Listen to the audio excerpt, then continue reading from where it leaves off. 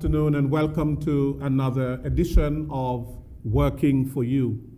Thank you very much for joining us for our program today. As usual, we appreciate your company from week to week. Today we are going to be talking about the COVID-19 management, the management of the COVID-19 pandemic here in St. Kitts and Nevis. Of course, you know, the pandemic and the management of it has consumed so much of our lives. And of course, we have the National COVID-19 Task Force that has representation from almost every sector in the management of the COVID-19 pandemic. The Ministry of Health is also represented on that task force. Today we are going to be looking at some aspects of the management of the COVID-19 pandemic, looking at case management, which has to do with COVID-19 case management, contact tracing, and the management of cases at the hospital. And I have in the studio with me, to my immediate right, Dr. Dwayne Archibald, who is responsible for the hospital management of COVID-19 cases. Dr. Archibald, welcome. Good day to all and welcome. Thank you. Additionally, I have Nurse Mary Keynes. And Nurse Mary Keynes is the head of the case managers.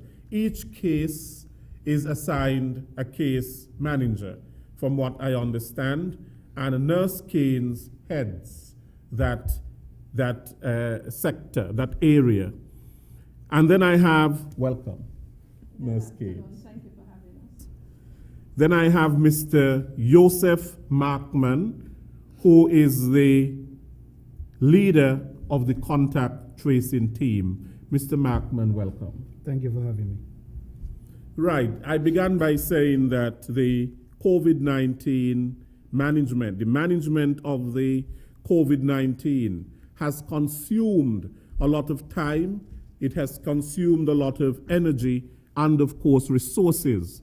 And this is not just in St. Kitts and Nevis, but this is globally. All over the world, countries and governments have had to be invested significantly in the management of this health crisis.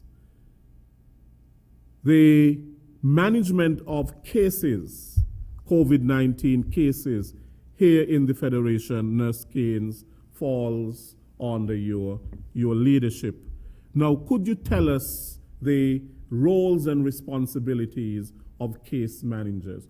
What does a case manager do? What is the role? And what is the responsibility of a case manager? Okay, good afternoon again. So first, let us define who do we consider as cases. And these are persons with laboratory confirmation PCR of a COVID-19 infection, irrespective of their clinical signs and symptoms. Now, once that has been identified, the cases are then, the persons are then entered into the MX file and are assigned case managers. And you ask, who are case managers and what are our responsibilities? We are persons, retired nurses, and active nurses, both from the institution and the community nursing service, who provides virtual support for persons tested positive for the COVID-19 virus. We provide that support via virtually through the telephone call or WhatsApp. And case managers, there are 11 case managers currently serving or providing support for persons for about 40 active cases each at the current moment. Our responsibilities are to provide specialized guidance and advice on COVID case and contact management for individuals and cases and outbreak management for exposure. We gather information on the cases in their workplace and at home or the non-workplace settings.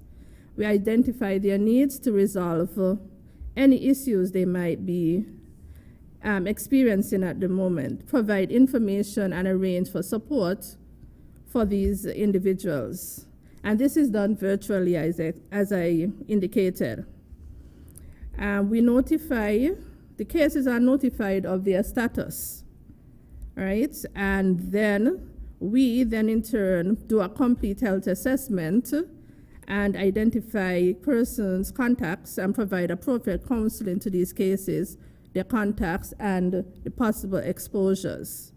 So we gather the demographics, persons' questions. We try to ascertain information in regards to comorbidity. Do you have any underlying medical conditions? What medication treatment you might be taking?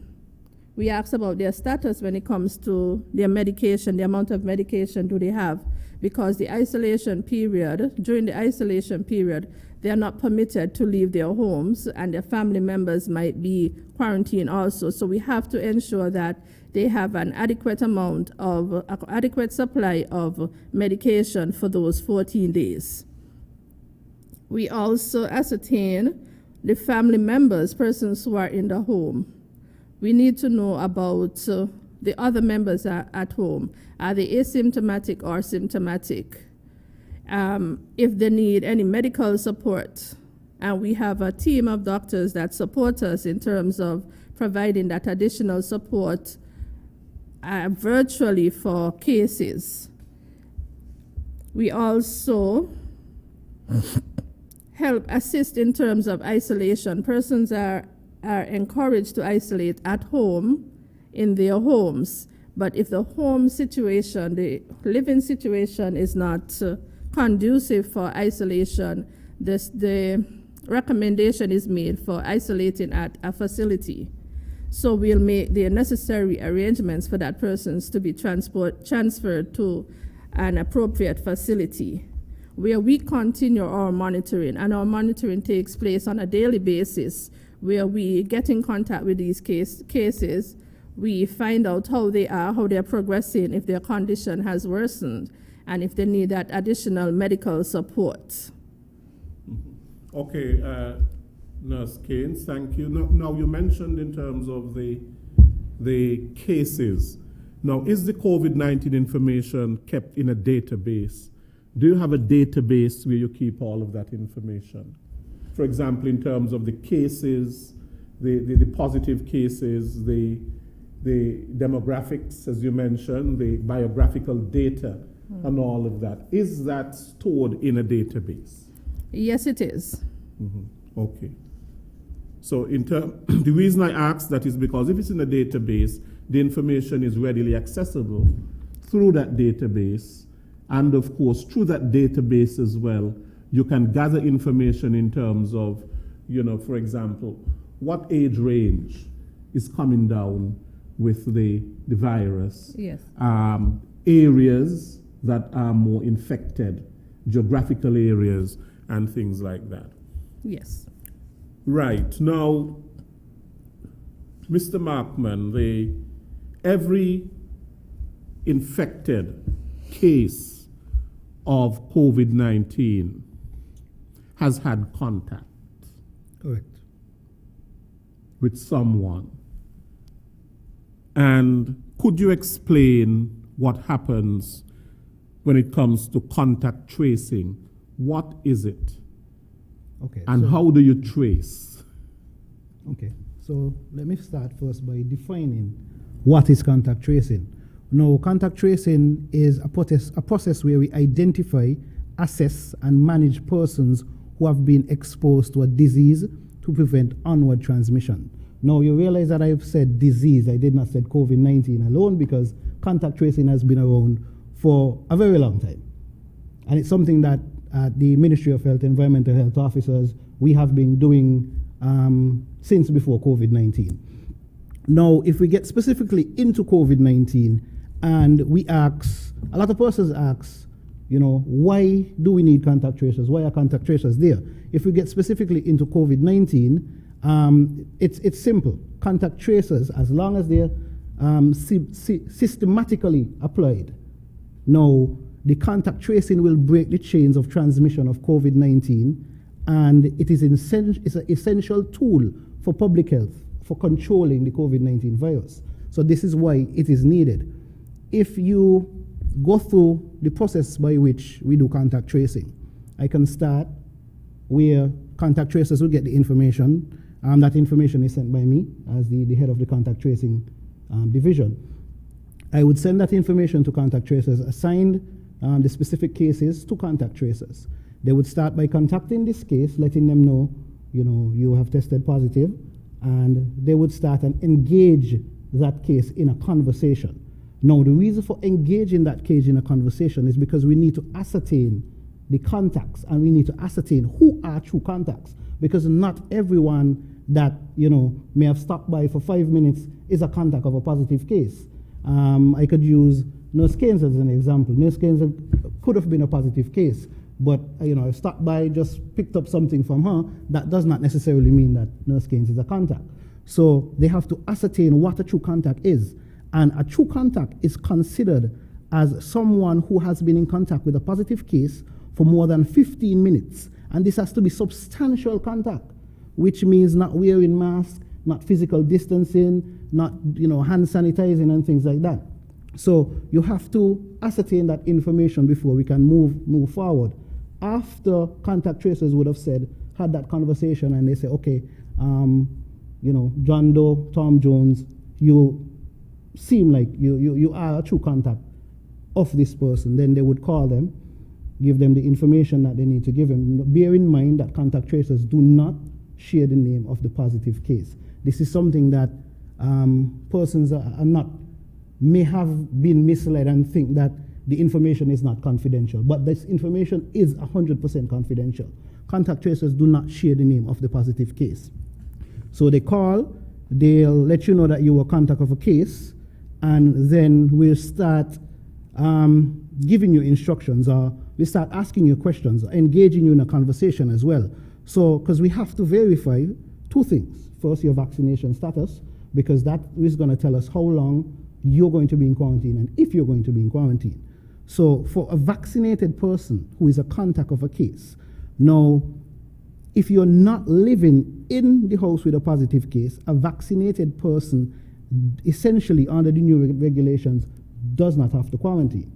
They are given the freedom to move around, but they have to stringently abide by the COVID-19 protocols, which means make sure that they're wearing their masks, make sure that they're sanitizing, make sure that they're adhering to physical distancing, as well as not going out where it's not needed.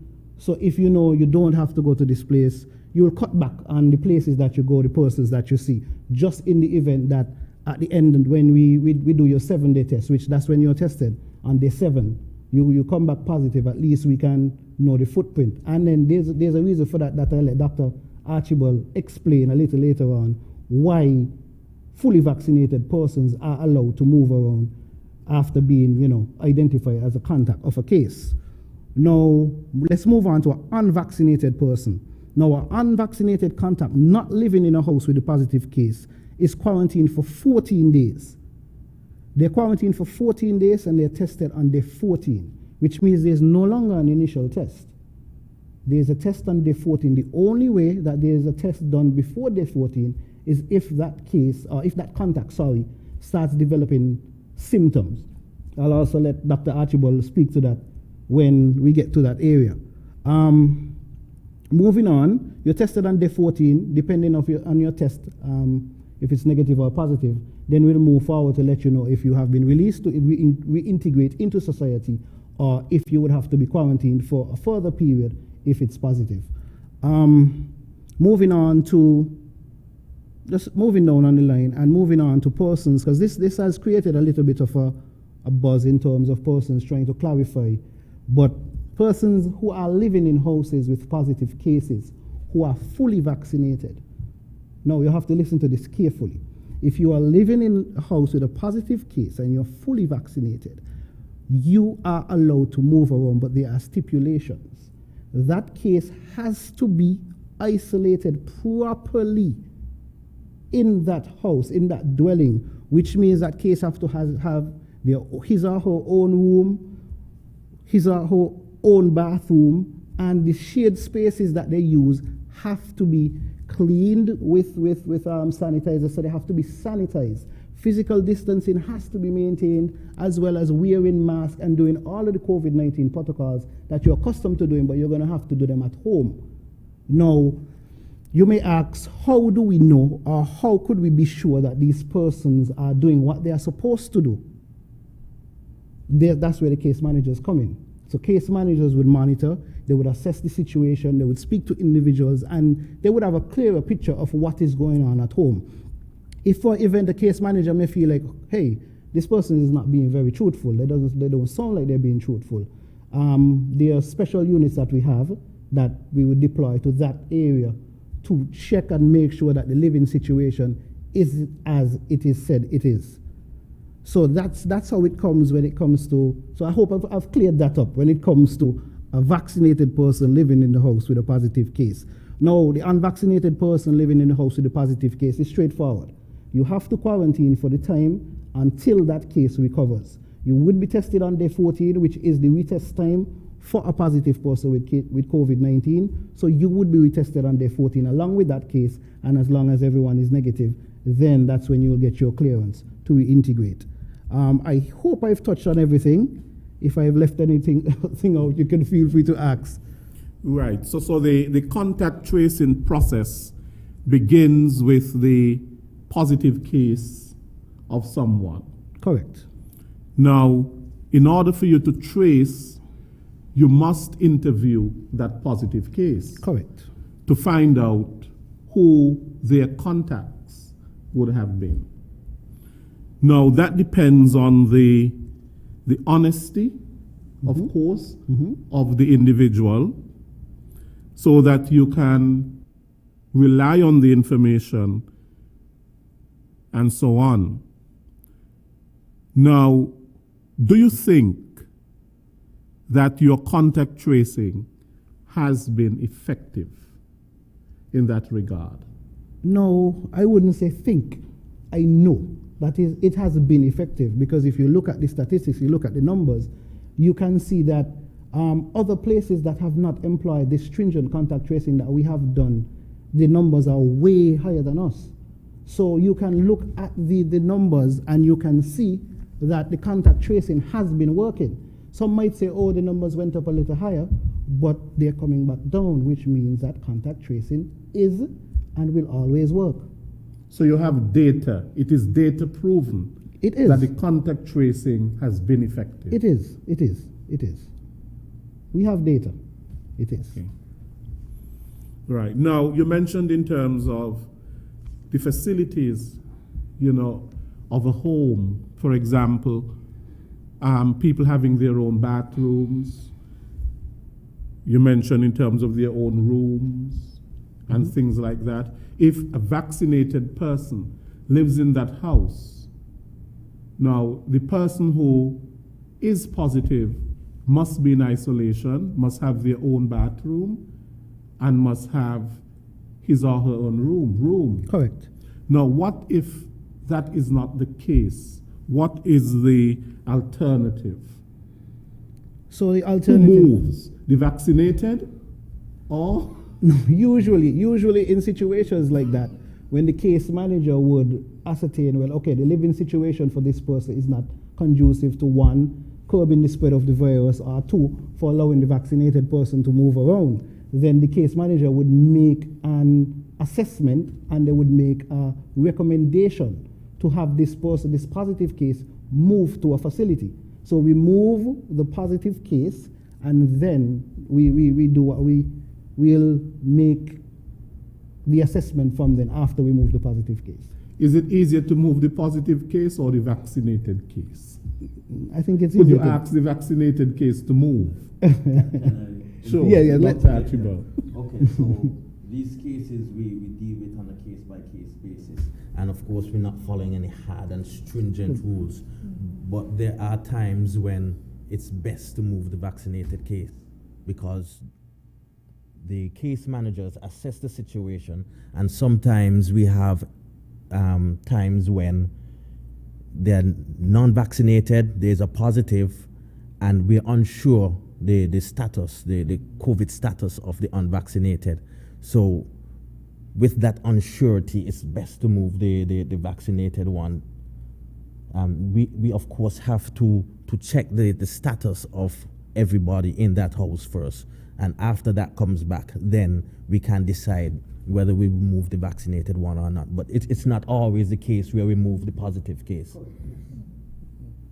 Okay, thank you for that clarification, Dr. Archibald. Now, you are responsible, Dr. Archibald, for the management of the COVID-19 cases at the hospital.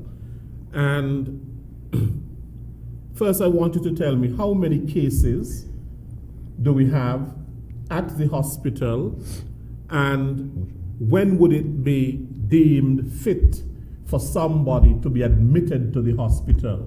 What is it that you look for to say, well, look, this person should be admitted to the COVID ward or the wing at the hospital? And what happens when a person with symptoms presents to the hospital? Okay, good afternoon again, everyone. From the inception of the COVID pandemic, we've recognized that we cannot treat everyone the same, being that COVID-19 is highly infectious and we were unsure of what the presentation may be, if it may lead to a death or just some form of mild symptoms. Therefore, we divided accident and emergency into two different compartments. One compartment that we call the respiratory side, which is where we deal with the COVID-19, and the regular A&E. Now, I work on the respiratory side, and we see cases that come in daily, from a simple sniffle to persons that have difficulty breathing. Now, you pose a question in terms of who is admitted. The cases where we are sure that the symptoms would be life-threatening, we advise them to be admitted, and we admit them to the private ward, which is now deemed the COVID ward, where the internists manage these cases. If they need to go on ventilator, they go on ventilator. If they are extremely lethargic, we treat them based on the symptoms, because that's what we do with COVID-19. We treat based on the symptoms primarily. Basically, right. So those that come in with the sniffles, of course, they're suspected. We cannot know that they are COVID-19 cases unless they are tested with the RT-PCR, which is the gold standard test that we have down here. Of course, other tests coming on stream, but for now, the Federation of St. Kitts and Nevis dealing with the RT-PCR. Now, these persons come in, we suspect, we ask, of course, interrogation, part of general medicine, we ask them what's happening, what symptoms are you presenting, how are you feeling, and based on that, we do the RT-PCR swab, the swab that everyone seems to run away from for some reason. Right, now, the results from these swabs tend to come back a bit like 24 to 72 hours we give. So based on the patient's symptoms, we might advise them and say, hey, we have done this test, We allow you to go home, but you will self-isolate, as Mr. Mackman pointed out. You will self-isolate yourself. You wear the mask, hand sanitize until you get that result, and we are sure where we will go from there. Of course, if they come up positive, that's where SKNIS and her team would come into play. If they're negative, well, they go along with their merry lives. If the symptoms, however, are so harsh that they require some form of admission, despite the fact that we don't have the positive tests, they are admitted. However, this is a tricky situation right here, and we have identified that where we clinically see COVID-19 patients, COVID-19 symptoms, but we don't have a positive test, so therefore we admit these patients to what we call isolation room. Now, the isolation room is separate from the private ward, which having the defined positive tests from the patients. So we have to deal with them on, again, a case-by-case basis. And yeah, that's basically how we deal with it in the hospital. Now, you also asked how many patients are admitted. Currently in the private ward, there should be 9, right? I worked last night. Yeah, there should be 9. In the emergency room, we had 1 patient, and I'm sure that patient was doing very well and would be released, but currently right now, 9 patients on the private ward. So are you saying that you are seeing less admission to the hospital and less patients presenting with symptoms to the hospital? Have you seen a drop? Correct. Recently, we have been seeing less patients come in presenting with symptoms that we would raise a red flag to say, yes, this seems like it's COVID-19. We have been seeing less patients actually walk in to be tested. And I would like to believe that is because we are controlling the spread of the virus on the island. I would like to believe that. I mean, this model that we have adopted, it's working very well with the case managers and the contact tracing. I mean, I have many colleagues in St. Lucia, in Dominica, that don't have this privilege. I mean, family in these islands that get positive tests, and when you ask them about case managers, they have not a clue what I'm speaking about. There is no one following up with them and guiding them to exactly what's happening. So what Nurse Keynes is doing, I would commend her for that, her and her team, because persons are scared because they don't know what to expect most times. Dr. Archibald, you mentioned that you are seeing a drop in the number of persons presenting with symptoms at the hospital. Could this possibly be that there are persons experiencing symptoms and who are not reporting to a doctor or a medical institution? I would not, statistically, I will not rule that out. There will be persons that are afraid to go for the tests, that say, hey, this just seemed like a common flu.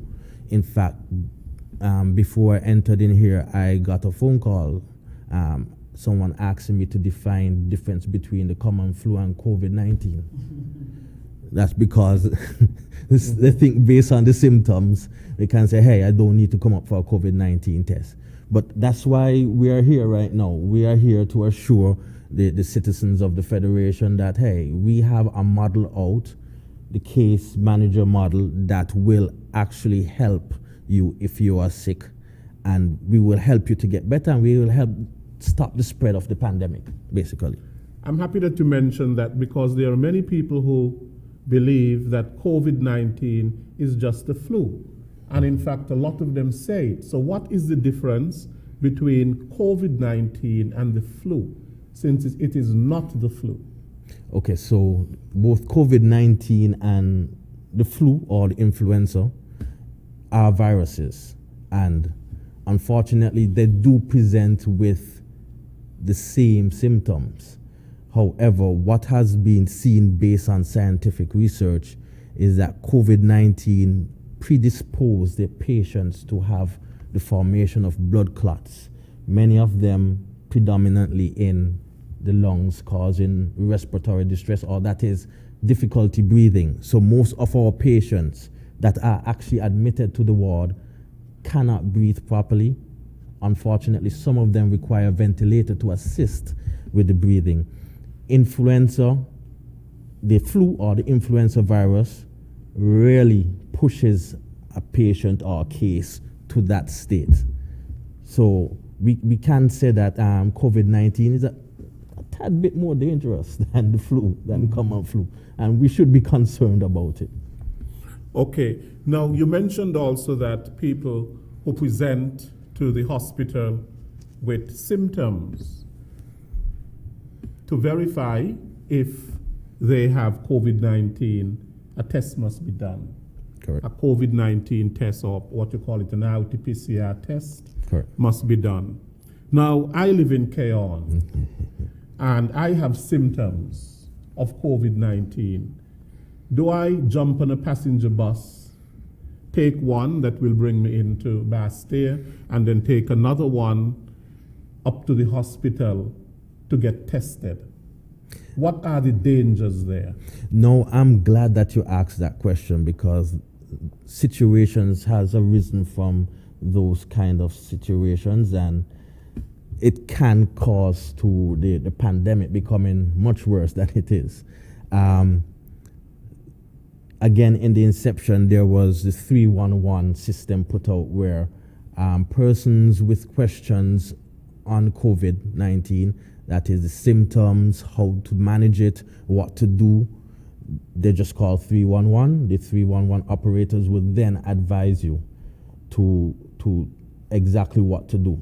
Now, in a case like yours, if you're presenting with symptoms, you call 311, the 311 operator would then advise. If not, they have access to two clinicians, myself and Dr. Sebastian, who then would advise, being one clinicians and two working in the emergency room, the respiratory side.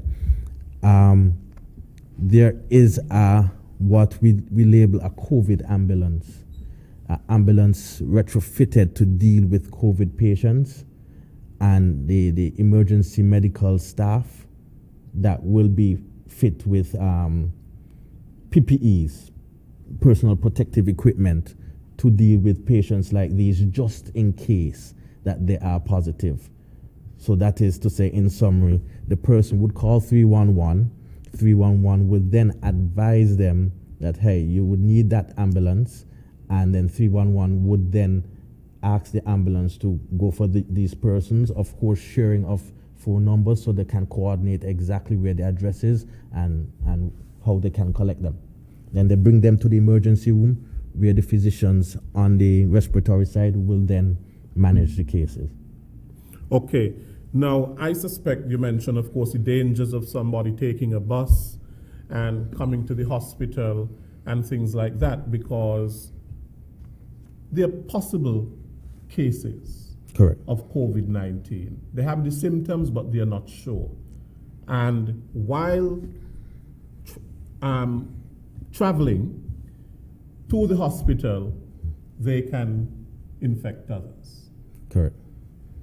And additionally, those persons who have symptoms and who do not present themselves to a doctor or for medical attention, they too can be spreading the virus. Correct. So what would be your advice to persons who have symptoms and who are not finding out what those symptoms can actually mean? There are some people who say, well, we can take some bush tea. The most famous one has been turmeric, garlic, and lemongrass. And ginger, sorry, right. First and foremost, I would always advise these people to seek some medical intervention, maybe to the emergency room, because someone is always there, if not the nurse, the doctor, the physician, and it's open 24/7. We are supposed to attend to you 24/7. Now, it has been our culture where every individual has a doctor on speed dial. So call your private physician, call your private practitioner, so that they can at least advise you to what to do. Of course, you have to practice the protocols that has been set in place, not only by the Federation, but from WHO. Face mask, hand sanitizer, and the social distancing. Try to avoid crowds, and what many people need to pay attention to is to consider persons around you, not only yourself, but consider persons around you that you can potentially get sick. Consider the breakdown of society if the majority of persons are sick. I mean, if you're not doing it for yourself, do it for others. So a lot has to do really with personal responsibility and the person's sense of, that they have a responsibility to the community. Correct. Not just to themselves, and in terms of, not wanting to transmit the virus to their neighbor, to those whom they come in contact with. Now, the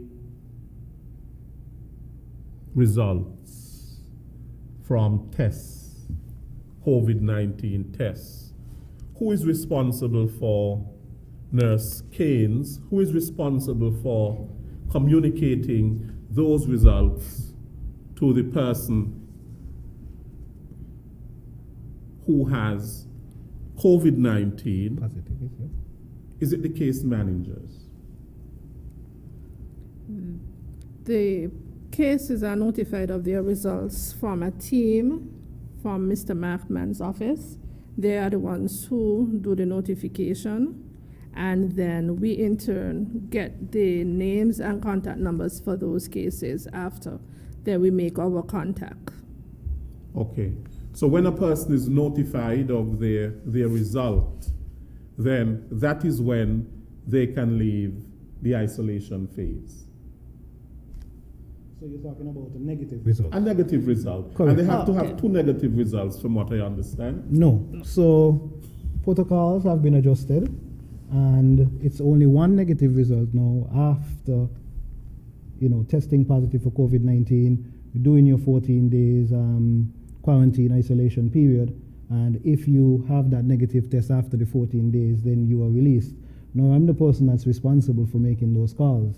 So, along with Nurse Keynes, of course, and we release persons, we disseminate results as soon as we get results. Some persons may feel like, the results take a little long. There was an instance a few weeks back where we did have a bit of a backlog, and results were taking a little longer to get disseminated. But I want to say that that backlog is no more, none whatsoever. Results are being disseminated in 24 to 48, the longest I would say 72 hours. So there's no worry about that, no worry about backlog, no worry about not getting results in time anymore. So as soon as we get these results are disseminated to the persons to make sure that they know what their status is, if they're still positive, if they're negative, if they can go, or if they have to do a little more time in isolation. Mr. Markman, I think that you would appreciate what you mentioned a while ago, and the frustration and the anxiety and the anger and all of that many people felt by having these delayed results. The worst thing to have is people not being communicated to. Do you think that even though there was a delay in the results, that your communication strategy was sufficient? Do you think that it was helpful?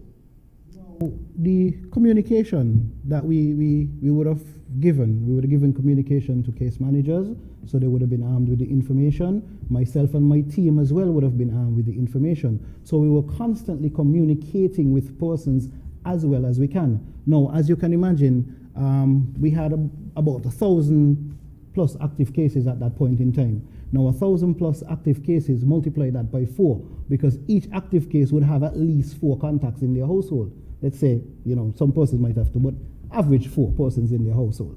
Now, imagine the team trying to communicate with everyone and everyone still trying to call at the same time. You would have spoken to that person yesterday, they're still going to call today. And you try your best to understand what persons are going through. And myself, I've, for that week period, 2-week period, I did not sleep, because I was constantly up at 5 in the morning, going to sleep at 11, constantly on the phones, trying to get answers, trying to give persons answers, trying to communicate as well as case managers and contact tracers. Because we understood the frustration, we understood how you felt about the situation. We know that you're in a situation where you don't want to be in, you want to get out, because the fact of the matter, if persons don't like to be in quarantine, they don't want to be in quarantine. So understanding that frustration happened, we understood. We tried our best to communicate. I've had phones ringing constantly off the hook, where I'm on a call, and if I'm on a call for 2 minutes trying to talk to someone, when I come off the phone, I have about 5-10 missed calls. So it's not that we were not communicating, we were. And we understand the frustration that persons felt. And I think that we've reached to the point where we've smoothed all of that out, and we are now on the path that we are supposed to be on, and the path that we are going to stay on. Well, I think that's a big help in terms of the communication, because in a health pandemic such as we have, the communication has to be extremely effective. Otherwise, we are creating a pandemic of communication. Correct. So do caseworkers have working hours? Do you have working hours? And what times can people contact you? Okay, for the caseworkers, case managers, some of us have our normal active duties, but throughout the day, it's like a 24/7 job. Because we want to be there for the persons, for the cases. So we ask them to reach out to us regardless of the time. And many have been doing that. So at 3 o'clock in the morning, you might get a call, somebody's having respiratory distress, and we have to dispatch the ambulance to that home. So we are readily available for persons for when they call. So it's a 24/7 duty. Okay, so you work on shift? No. No. Okay. Now Dr. Archibald, the hospital, do you think it is adequately equipped to manage COVID-19 cases? Currently, with the cases that we have been receiving, the severity of the cases as well, yes, we are. We have been dealing with it. Those that require the ventilators, we have had the staff there in the private ward. As human nature, we would always want more. Mm-hmm. We would always want to make it easier. But I think we are managing adequately. Do you think that the staff at the COVID ward has felt overwhelmed? Of course they have felt overwhelmed. We have had a number of deaths up there, and it affected them in a way can't imagine. But yes, they have felt overwhelmed in terms of managing these patients. I mean, sometimes they claim not enough nurses are up there, and that is true. We can. It would be better if we have more, but it is what we have, and we have to deal with it, and we have dealt with it adequately thus far. Is the Cuban brigade still here? No, they're not. They're not here? They're not. Mm-hmm. Okay. because I know at one time they came, and when they came, for the majority of the time, we really did not have to be dealing with what we are dealing with now. So this, what we are dealing with now, it would have been more worthwhile for them to be here at this time. Correct. It would have been beneficial for us to have their help. And I'm sure the Ministry of Health is looking into some form of resolution, whether it's to get them back or get replacements. Okay. Right. So the case managers and the contact tracers, there is communication between them. And so therefore information is shared between the case managers and the contact tracers. Now, Mr. Markman, you mentioned in terms of the protocols for testing and dissemination of results. Can you reiterate that? Those protocols for testing and the dissemination of results.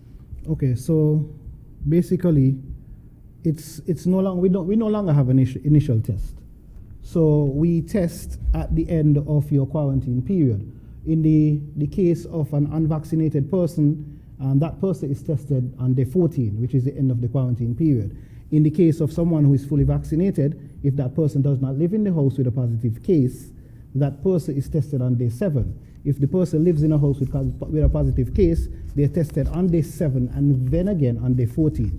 So there's no initial test unless that person or persons in that household become symptomatic. And you know, about the results again, like I said, results information is usually disseminated between a 24-hour to 72-hour process.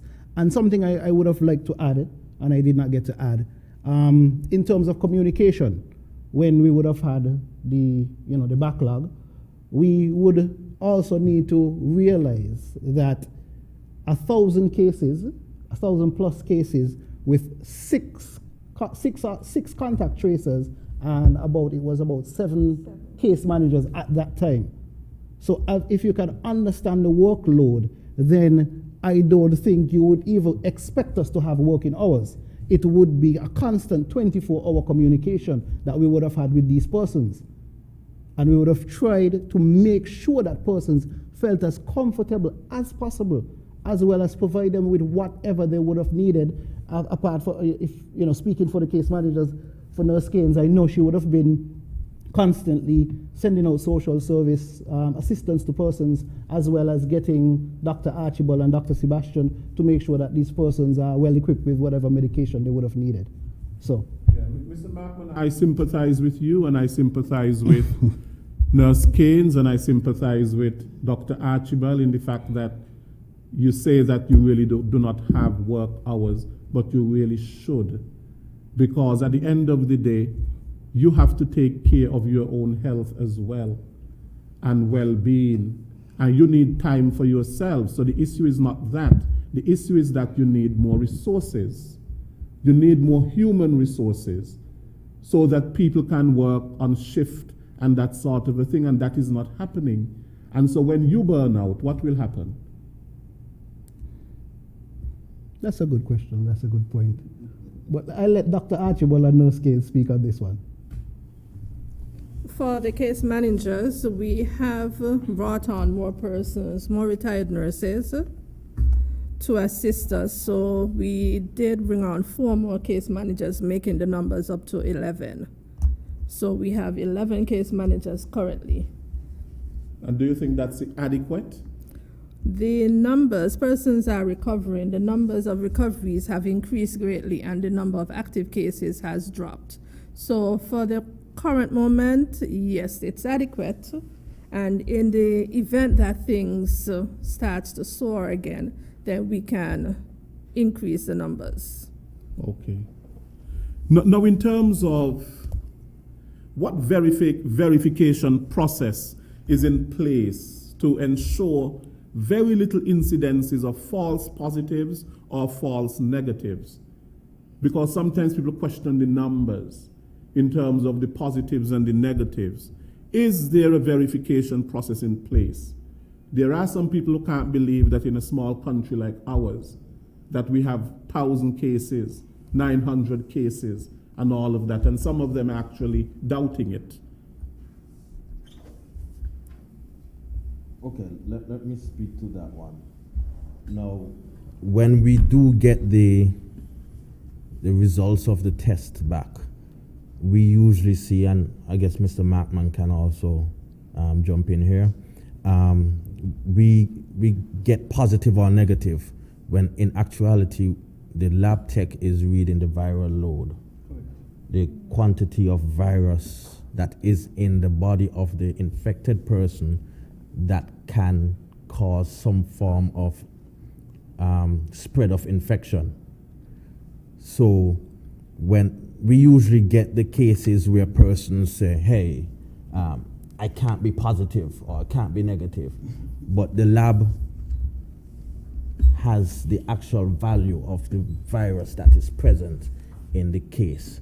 So from that, we can say that I do sympathize with you. I do understand that you're saying that you're not positive. I mean, most times they present with no symptoms whatsoever. However, the lab has the verification of the presence of the virus in the person.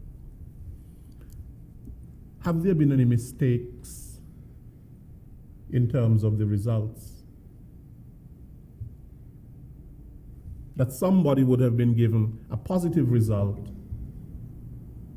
but yet told later that it's a negative result? Well, as a clinician, I will not be able to answer to that. However, I would suspect that with the great numbers that we have been facing, there would have been one or two slip-ups. Mix-ups. Correct. Okay. And I'm sure Dr. Markman and the case manager would have dealt with that effectively. Understandable, is that we're all humans. Correct. Made of flesh and blood. And of course, we do make errors sometimes. Now, we are going to go to the phone lines and invite our listeners to call in if they have a question or if they have a suggestion that they want to make. The numbers to call are 466-2666. That is 466-2666.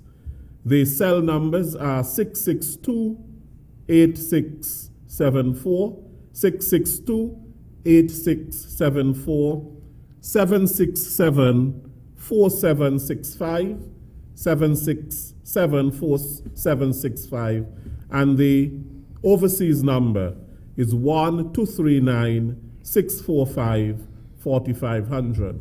That is 1-239-645-4500. We welcome your calls.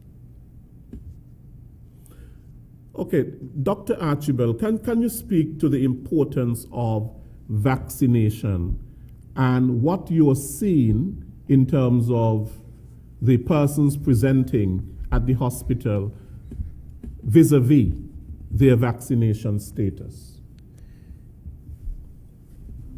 When the pandemic started, a group of us went out and we had some informative sessions.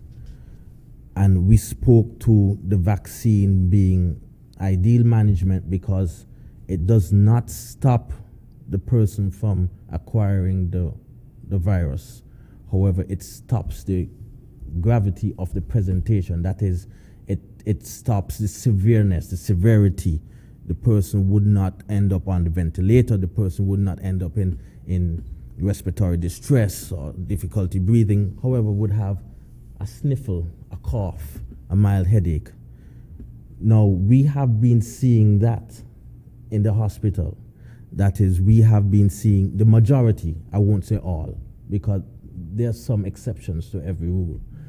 But we have been seeing the majority of patients that are vaccine that have what we call breakthrough infections with just mild symptoms, a headache for a day or two, a sniffle for a day or two.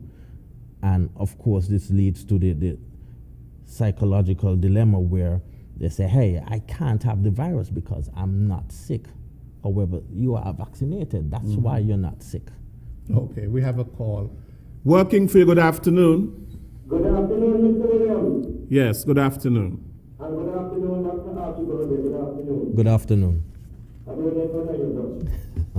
I even listened before, but I'm going to show you very good.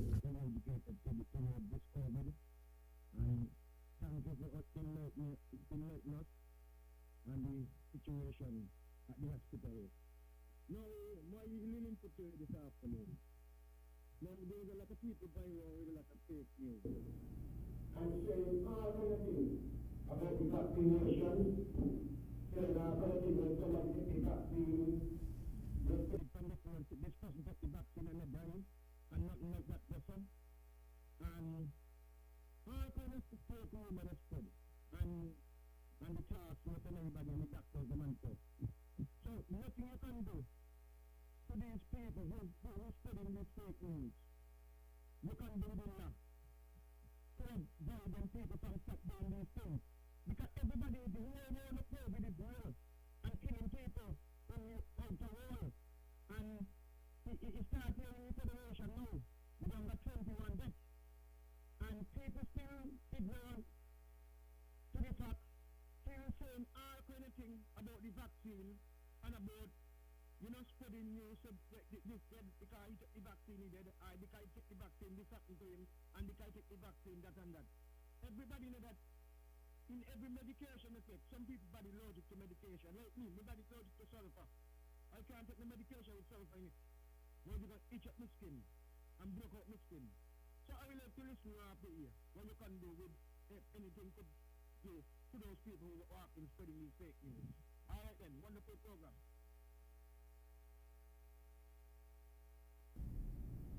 Okay, Dr. Archibald. He's on to the whole thing about the fake news, the misinformation and disinformation campaign that has been ongoing. Just as long as the pandemic has been, it is ongoing. And it has really affected some persons in terms of playing on their emotions, making them afraid to come forward and to take the vaccine. Some people are genuinely afraid and so on because of what they would have heard in terms of the things that have been put out there. We have another caller. Working for you, good afternoon. Good afternoon. Yes. Good afternoon. Question. Suppose someone has been sick. They go to the hospital. It is the PCR, I believe it is? Yes. Okay. Now, tell us if you can't say. Do they vaccinate that person right away, or is there a recommendation that you should get vaccinated? That's one question. Two, if they're not vaccinated and they have to, obviously, if they're seriously ill, let's say, in the hospital for 2 weeks, 3 weeks, possibly, but they recover. Is that what they call immune? And if you are immune, you have to travel with an immune passport or some questions. Okay, thank you for those questions, caller. Now, the first one, if someone presents with symptoms to the hospital, the emergency room, to be more specific, and being tested using the RT-PCR, we do not recommend that they get vaccinated right away until they get back the results from that RT-PCR test, because we want to ensure that they are negative before they can get vaccinated. We do not encourage you to get vaccinated while you are positive with COVID-19. That's to the first question. The second question was in terms of the immunity. Well, that's how I interpreted it. If you do get some immunity after being infected with the COVID-19 virus. However, there are studies happening with immunity gained from being infected and immunity from vaccination, and to date it seems that the immunity from vaccination seem to produce more antibodies, which seem to be more efficient. Now, in terms of traveling, I know no country that would allow you to travel based on the immunity from being infected. You would actually have to show proof that you have been well, most countries that are accepting those people that are vaccinated, you have to show proof that you are vaccinated in order to travel as such. Anything else? Right, Doctor. The one that you were touching on in terms of the fake news. As you rightly mentioned, the fake news have been around since the pandemic began on social media. Those avid users of TikTok especially would see the fake news. My favorite one was about the ban waves from the radio. Right, the 5G one. Now, I do encourage people to read and to look at the news and to try to get as much information as possible on the vaccine and COVID-19. I do encourage them, however, to look at the source of the information, because many people the fake news are sometimes done in jest. That they're not meant to be taken serious. However, someone else looking on the other end might say, hey, this looks plausible, let me run with this. And the science is there, and the presence of the physicians are there, and the education services that we do between the task force, the physicians, and you can even call emergency room and ask a question, and we will answer. So if there is any doubt with whatever fake news that is out there, we are available to correct that. Yes, some people are saying that the vaccines, this is one of the things, that the vaccines are killing people. And the vaccines are causing infertility. And that is why so many young people must not go and take the vaccine, because they won't be able to reproduce. And some parents are basically buying into this, and of course they want a grandson or they want a granddaughter. And this fear of all of these kinds of things, that, you know, where is the data? Where is the proof? And without data, without proof, without evidence and all of that, what are all of these theories standing on? But somehow they seem to have legs because they're running all over the place and being given legs by all kinds of people. But yet, are the legs shaky? What? Surprisingly, one of the first adverse effects I heard of the vaccine, the Oxford AstraZeneca, was that it causes infertility. Mm-hmm. Now, there were studies that were actually done, and I personally researched this, and there's no such thing. I mean, there is a protein that's in the placenta that mimics one with the vaccine, but the data suggests that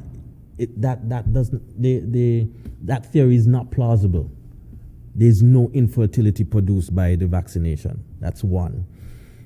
Two, there was a theory about blood clots being formed. And many countries around the world tried to prove it or disprove it. And in fact, I think Germany actually stopped giving Oxford AstraZeneca because of that. Now, to date, I have not seen a study that says that, yes, definitively, blood clots came from the Oxford AstraZeneca.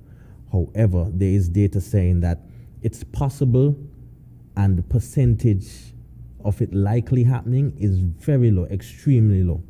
Now, if you look at the comparison of having COVID-19 and the production of blood clots, because that's what COVID-19 does.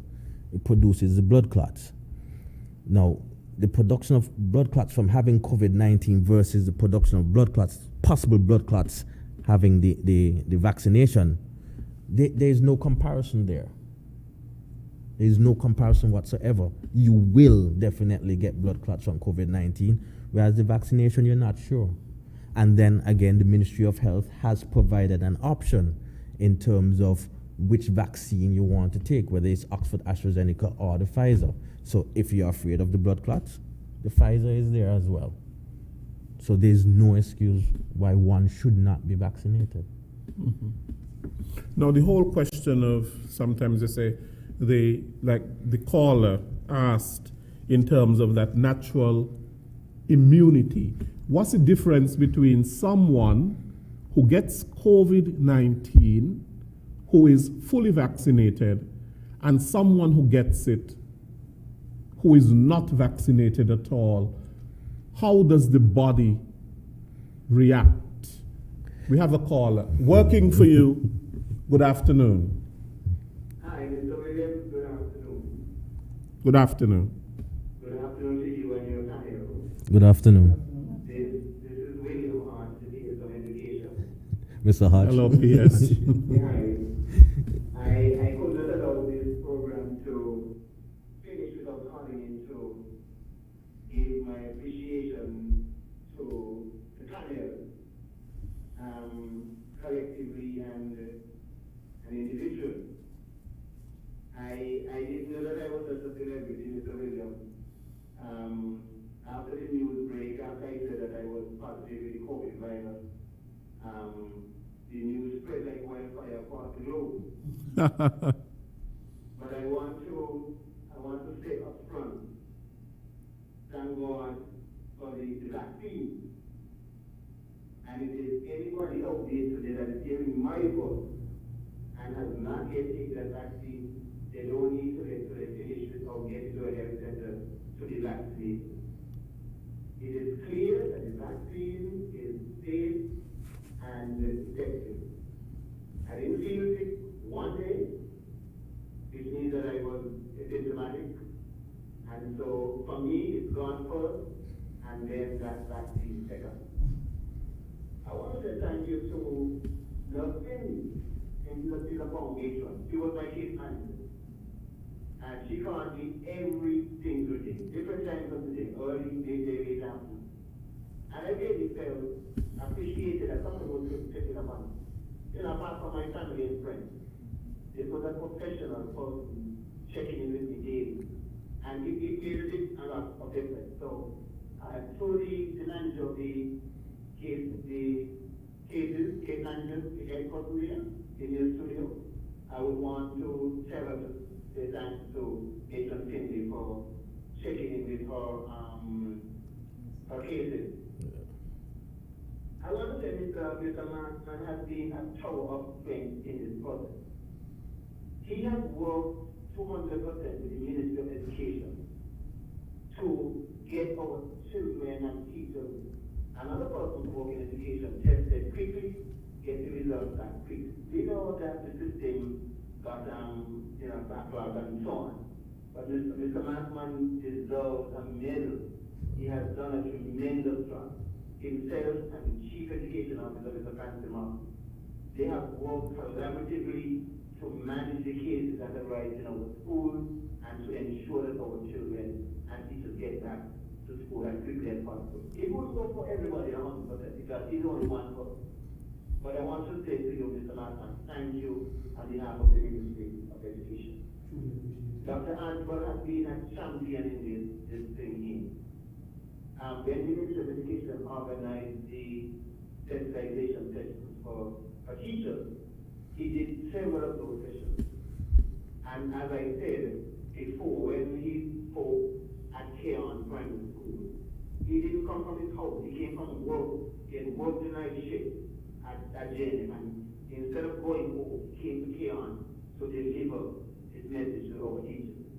And it was not occasion, Mr. Williams, that I had my first shot, and then I had to take one and stand one. I am fully vaccinated and far. And you, Mr. Williams, you have fought a good fight here to give us your Wednesday afternoon to come to the briefing and to carry other programs. You have done more than, as the Californian, you have done more than your shield. You have done more than a 20. So Thank you to all of you who continue to carry this responsibility. I know you all go to sleep tired and burdened. Mr. Markman would be up late in the night, and in the morning early again, he's back at it. Yeah.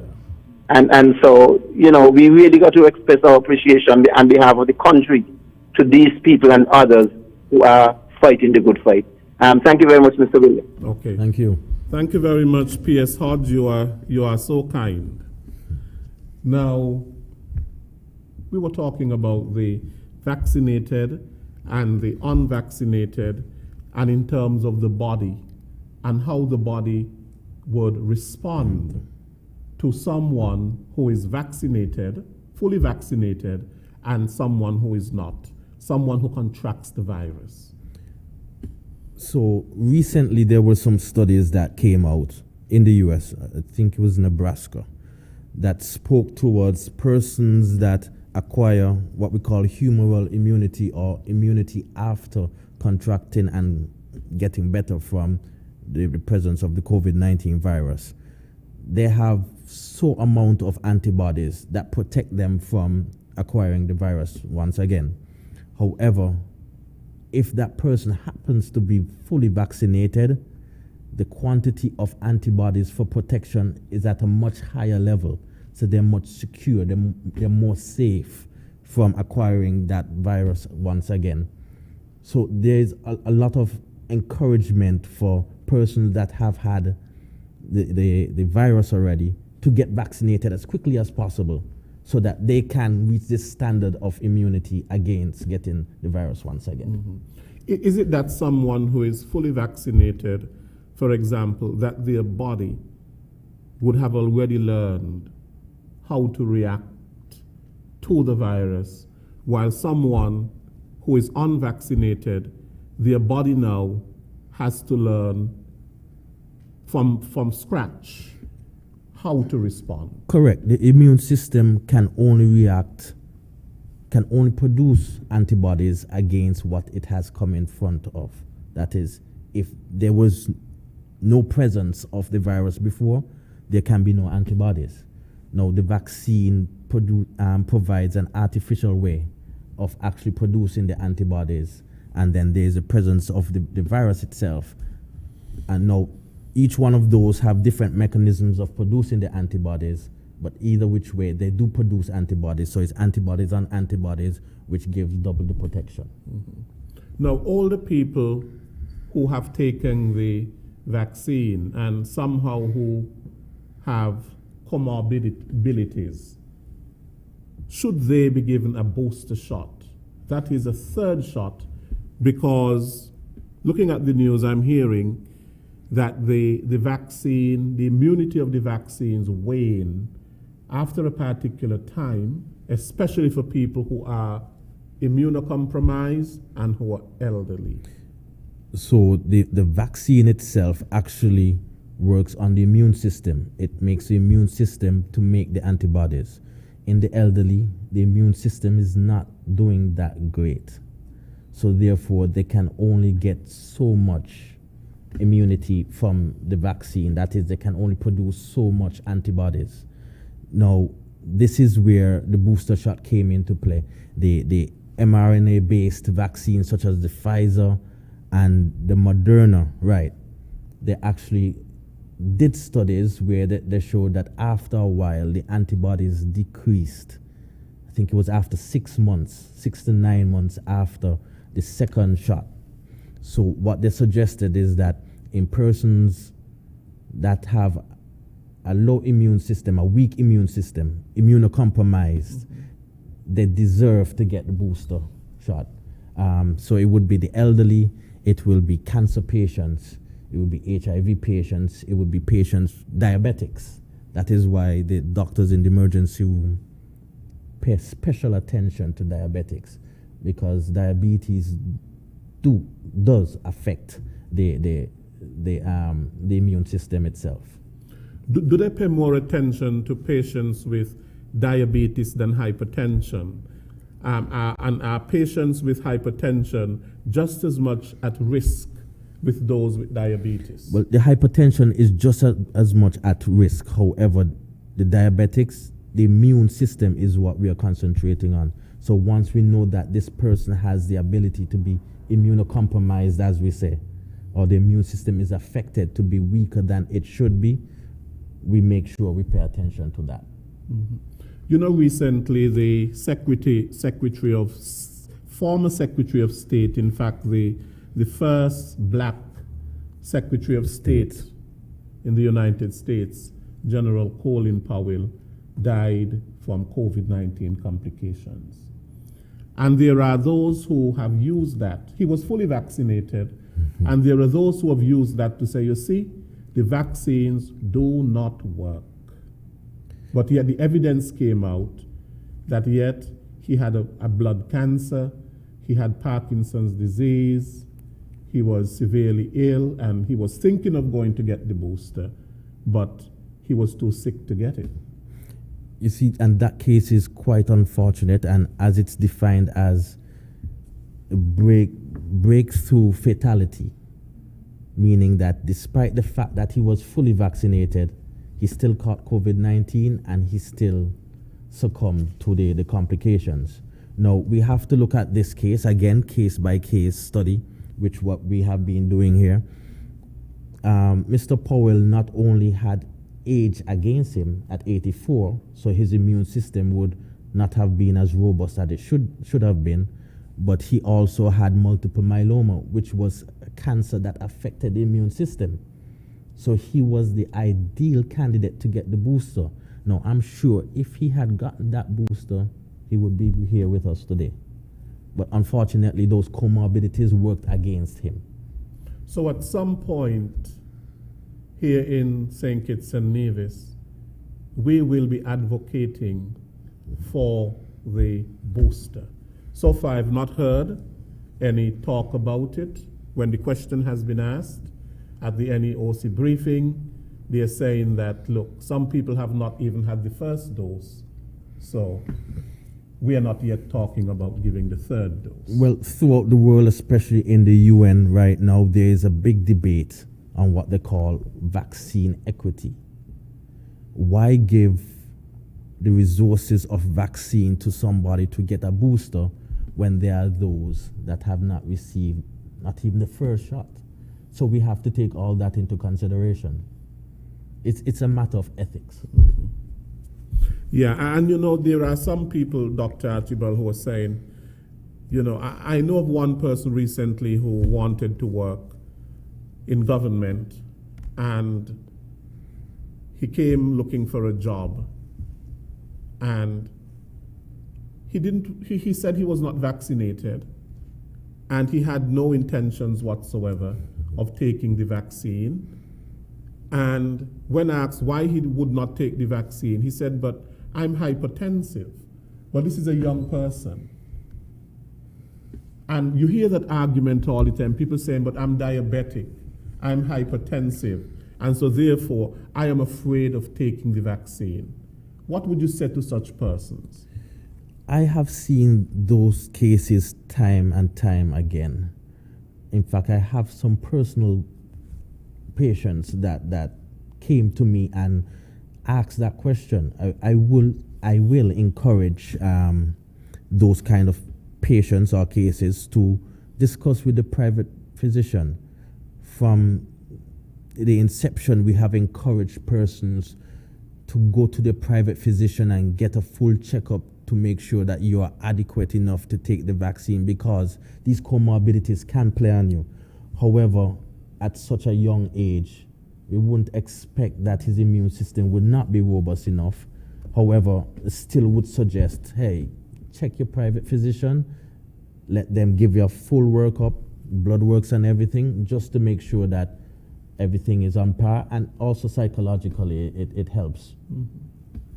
Now, pregnant women, it has been revealed, and now they're saying more at risk for severe COVID and even death. Now, for a pregnant woman who takes the vaccine, does that immunity transfer to the child? Well, during pregnancy, there's some transfer of antibodies through the placenta, the umbilical cord and the placenta, and even after birth, breastfeeding does that as well. So I would imagine that there would be some immunity, but to date I have not read any studies with how long the immunity would last in the newborn. So I would also suggest consultation with a OBGYN, obstetrical gynecologist, who would be more versed in this stuff. Right. Now, Nurse Keynes, you as the case manager, and you know the management of the pandemic takes into consideration many factors. You spoke in terms of the counseling for patients, because of course, you know, there are a lot of fears surrounding the COVID-19 virus and contracting it. Now, you have a set of counselors. What are some of the most challenging aspects of your work as case managers? What are some of the most challenging aspects of your work? For us, some of the most challenging areas would be where persons are resistant in giving information because they deny being positive for COVID. So we have to find a roundabout way to get the information from them, in speaking to them to understand, to let them know. For instance, if someone says, no, I'm not positive, I don't believe I'm positive, the information we provide would be where persons, not everybody who tested positive would have symptoms at the present moment. And the isolation period, during the isolation period, symptoms can develop. So we just want you to monitor yourself for those 14 days and see if any symptoms do develop. If no symptoms develop, then when we retest you, and then you'll be cleared. So your 14-day period will be over. So it's just giving them the assurance that it's not where you are positive and it's a death sentence. You're positive, but it's a period of you just for you to wait out to see what happens. The symptoms become severe. You might not have any symptoms, they become severe. We're able to assist you in providing that medical assistance that you need. Versus if you deny and just reject our assistance, things can get worse for you at home without that assistance. Then we have other issues that may arise from that. So that communication with persons when they are tested positive helps to allay a lot of the fears that they may be experiencing in terms of having to return to work, having to do things that they normally would have been doing. Persons don't like to be told that you cannot go. They want to know that they're able to go. Persons will say, I have my bills to pay, I have a skillet to pay. But then we'll let them know that it's only for a short period. Once the period is over and you're tested again and you're able to continue your life a normal way instead of having to infect other persons and putting other persons at risk. Mm-hmm. Good, and so therefore the case managers are extremely important, you know, to every case that is positive. Now, Mr. Markman, I recently saw on social media, I think it was Facebook, somebody, a young man, with a stone behind his back, and the caption says, if anybody call my name as a contact, and the stone is behind the back. I am sure that is perhaps, we speak about the challenges of contact tracing. You know, do you think that people are afraid to call names? Absolutely. Absolutely. People are afraid to call names. We have had cases where persons literally say, hey, if you call me name here, you're going to get out. So it's a challenge. As Nurse Case would have said, we always face different personalities when we call. There's some persons that are going to be very receptive, very calm, very collective. They're going to have others that are going to be loud, and they're going to be loud, but when you call them back, I always tell the contact tracers, when they call me, when they're faced with an issue, and they say, Mr. McMahon, case, whatever, try to call them. They hang up the phone on me. They're not answering the questions. They're not giving me any information. I say, okay, give them some time, call them back. Usually when they call them back, they either calm down or they're a little hostile still, but they would give them the information. And if it's a case where it's someone that really isn't cooperating, there are other ways and means of dealing with persons like that. Now, I would try to make an initial call, or I would try to engage that person to see if maybe coming from someone else, if the information will be received differently. A lot of the times it works. But there are times when it still doesn't work, and then we still have to deploy other means of getting these persons to cooperate as much as humanly possible. So there are persons that, may have been true contacts of other persons, but because of fear, because, you want to call his name, you know what he going to do, he going to think, you don't call his name. But that's where usually they get caught by Dr. Archibald, because they run from it, but it end up coming right back to them. And then when you ask them, when they do end up testing positive and reaching to the hospital, and you ask them, by any chance you were around somebody who may have been, a few weeks ago my friend would have been positive, and I tell him don't call me name, and so it comes out. So even though some persons may run from the contact tracing, which it's there to help us. It's not there to lock up anybody or put anybody in quarantine for a long period of time and make anybody feel uncomfortable. It is there to help us. But even though some persons may run, they end up usually getting back into the situation, or usually still ended up, reaching by Dr. Archibald or something to that specific. Yes, it really goes back to something Dr. Archibald said earlier, in terms of the personal responsibility we have. Not only the personal responsibility, but the communal responsibility, the collective responsibility that we have. But sometimes we're only thinking of ourselves, and so therefore, what happens is that, of course, if I reveal who my contacts are, who my company, people are part of my company, then I am revealing something about myself in terms of who I relate with, and perhaps even some of the places that I go. So, for example, if I go down the road down there by Nema, where they have a house down there, and that is a place that I am accustomed to frequent, and then I get COVID, do I say to the person, that is where I was? Because then, you are revealing something about yourself to that person. This is a place that I go. And so therefore, the person might start to look at you in a totally different light. And so therefore, how do you convince persons of the confidentiality that their information will be held in? It all goes back to the training of contact tracers.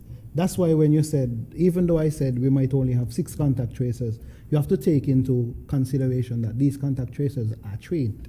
They understand the contact tracing. They know what contact tracing is, and they know how to get this information.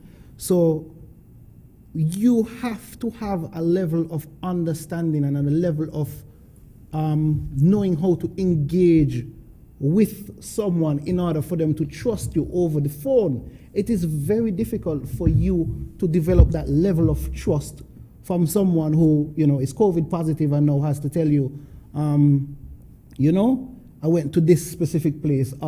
We've had a lot of different cases where you might be persons call back and say, I didn't tell you because I went by my girlfriend, but I live with my girlfriend. So you have cases like that, and you have to have that that level of understanding. You have to be able to relate. You have to be able to be trustworthy over the phone, which is very difficult to do. But that comes with years of training, as well as the job that the contact tracers who are employed as contact tracers, the job that they do full time, which helps them, they're in the community, so it helps them in turn to know exactly how to handle cases like that. Yeah. And some people, of course, don't want their names called because they don't want to be in quarantine. Exactly. And that is just, they don't want to be in quarantine. So all they're thinking about is that if my name is called, I will be in quarantine. But they're not thinking in terms of the exposure that they would have had and the possibility of them being COVID-19 positive, and further of them infecting others with the COVID-19. So sometimes it's all about thinking of ourselves without really thinking about, the community. Mm-hmm. The community. We are out of time. Is there anything else that we would like to say? Well, Mr. Markman, Nurse Keynes, and Dr. Archibald. So for me, I just want to take this opportunity to publicly thank my team. I'm going to leave Nurse Keynes and Dr. Archibald to thank their team individually, but I want to take this time to thank the contact tracers, because they've been under a lot of pressure, they've been under a lot of scrutiny sometimes, but they have persevered and they have pushed through, and I just want to commend them again for the wonderful job that they've been doing. And I also just want to reiterate to persons, don't be afraid of contact tracing. Don't be afraid to give the information, because that information is very important. And that information could help save a loved one of your friends, and it can also make sure that we keep the country as COVID-free as possible. Okay. For case managers, again, as Mr. Markman said, thank you guys for your hard work. I know at times it can be very frustrating, time-consuming, but we have been able to manage the cases and be that support for them. For persons out there, keep in contact with your case managers, the positive cases. Continue to provide accurate information to all health personnel so we can better assist you. Continue to adhere to the protocols instituted to curb the spread of the virus in the home. And we are here to serve you during the period of isolation, so provide the necessary support.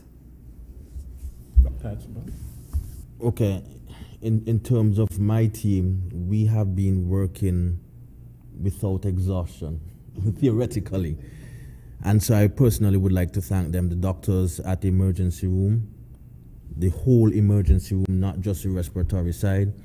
We do have an ideal model here working with the case manager system, and the Federation is very fortunate to have that system in place and the persons that are there assisting. I mean, I have heard many patients and many cases give commendations to many case managers and contact tracers because of the hard work and effort that they have put in and the tireless hours. It's not easy to receive a 3 a.m. call after working 8 hours the previous day, but it's needed. So thank you, team, and thank you. Oh, let me not forget the labs. The labs are behind the scenes and they do work tirelessly. They are the ones that produce the results. Imagine producing COVID results for over 1,000 people in one day. And sometimes they are forgotten. So let me not forget them. So how many labs we have now? You have Next Gen. There's Next Gen, there's Avalon, there's QDL, and the hospital laboratory also. So there are 4? Correct. Okay. Mm-hmm. So now we should be at a state of identifying the cases quite easily. Okay. Theoretically. Mm-hmm. Well, I want to thank all 3 of you for coming and sharing and helping to clear up some of the mystique that has been out there with respect to the management of the COVID-19 pandemic. I think this has helped a lot in clearing up things in terms of where sometimes there have been shortfalls or communication lapses, and the explanation as to why, and of course the importance of vaccination that you, Dr. Archibald, explained so well. So I want to thank Nurse Mary Keynes, the head of the case managers, Mr. Joseph Markman, the leader of the contact tracing team, and you, Dr. Dwayne Archibald, for coming and sharing with us today on Working for You. Thank you very much. I want to thank all of our listeners and our callers to today's program. We continue to appreciate you from week to week. Next week, we will be back with another edition of Working for You. Until then, take good care. I am Lesroy Williams.